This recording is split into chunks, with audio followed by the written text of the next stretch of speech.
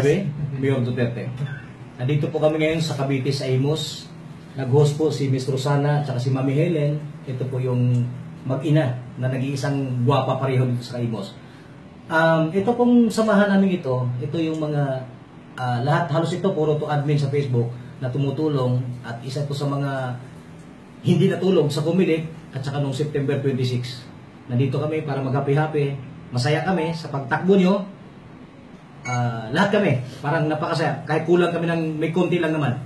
Pero alam din nila, susunod na sila bukas na wala kami dito. Maraming salamat kay Mami Helen at saka yung sa anak niya si Madam Rosana. At saka birthday pala nitong bunso. Yung kumari nyo to nasa kumalala nyo, yung sa The Port, nung concert nyo. So siya, maligaya din to.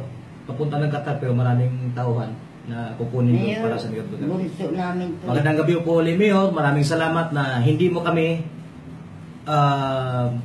binigo sa aming pagpunta sa Luneta noong September 26. At ako po, isa mismo, narinig ko ang message nyo kay General Esperon. Sa huli, hindi ko na basahin lahat kasi mahabang kong memoryahin ko. Basta ang natanda ko lang doon, hindi ko kayo pababayaan. Maraming salamat po. Mayor, ng langit sa amin. Merry Christmas!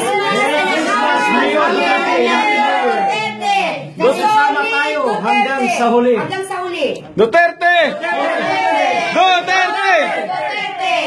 God bless.